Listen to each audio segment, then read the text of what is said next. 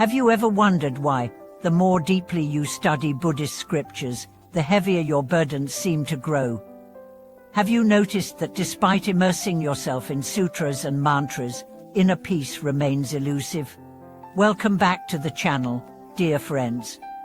I'm your host, and today we dive into a paradox at the heart of spiritual practice. Why genuine freedom seems to slip away even as we collect more Buddhist teachings. Our focus will be on two core insights. First, that the very act of learning Buddhism can become an obstacle when it fosters attachment to self, and second, that only by surrendering our preconceived notions can we truly embody the Dharma's liberating power.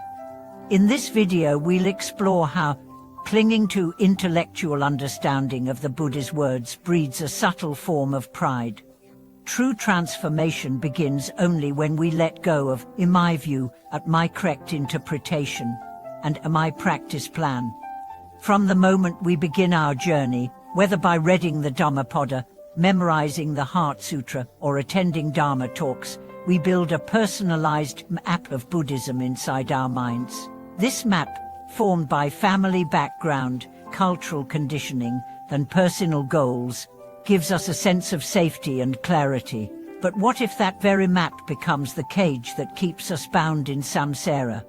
My beloved teacher once said, if you clutch your understanding of the sutras like a lifeline, you will drown in the river of concepts. He warned that when we judge every teaching by, does this match my idea of truth, or do I agree with this formula, we elevate our own intellect above the Buddha's message.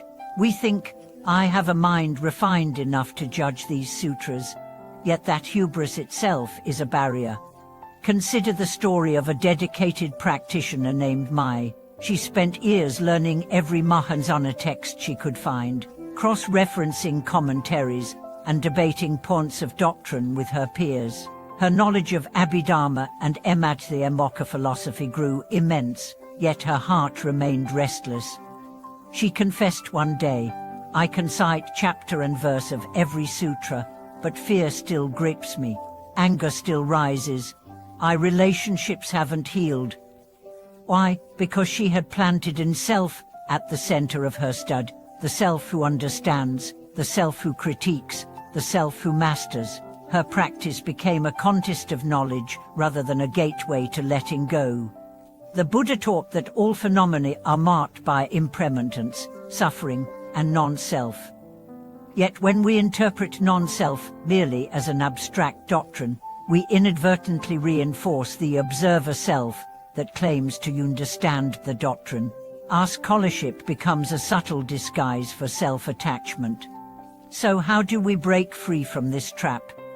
First, recognize that faith behind Buddhism is not blind belief, but a trust that our preconceptions, however logically sound, are only provisional tools. When you sit in meditation or engage in chanting, ask yourself, am I here to confirm my understanding, or to discover what lies beyond my concepts? In practical terms, this means we must alternate study with moments of complete not knowing. For every hour spent treading, spend 15 minutes in total silence, letting go of every interpretation. If a line from the sutra rises in your mind, form is emptiness, emptiness is form. Don't analyze it, let it echo as pure sound, ungrasped by thought. In these interludes of septical non-clinging, you begin to see how knowledge can itself be an anchor. My teacher illustrated this with a simple metaphor. Imagine you're carrying a heavy backpack full of precious gems. These gems are your teachings, your insights, your achievements.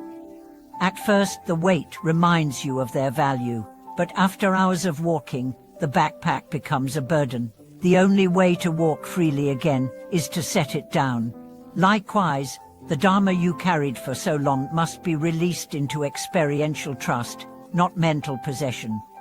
Another key point is surrender of intent.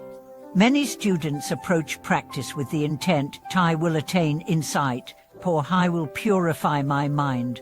These goals, though noble, create a future-oriented craving. If I achieve this, I will be at peace. The Buddha's path invites us to turn our gaze fully to the present moment, dropping even the intention to drop attachments.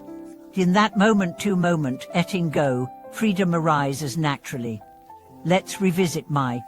After years of scholarly pursuit, she finally encountered a retreat teacher who forbade note-taking or debate. On the first day of retreat, she had a panic attack, no map, no definitions, no way to measure progress. The teacher simply said, "Let go of what you know." Over the next week, Mai learned to greet every emotion, fear, restlessness, joy, as a guest. She did not judge them, did not try to fix them. Slowly, she felt a spaciousness in her heart that no doctrine had ever provided. From her experience, we learn that true Dharma practice is not accumulation, but revelation, revelation of the heart's native openness once the clinging self is eased. The teachings are like signposts on a path. If we cling to signposts, we never reach the destination. In summary, the very practices and teachings we value can become obstacles when we hold them as possessions of myself. To transform suffering into insight, we must alternate study with intervals of radical non-grasping. Surrender future-oriented goals, even noble ones. Embrace every mental event without judgment as part of the practice. See doctrines as pointers, not final truths. This is not an intellectual trick, but a deep surrendering of self-view. When we finally rest in the Dharma without the self assessing it, we enter a dimension of wisdom that transcends words. Thank you for watching this video.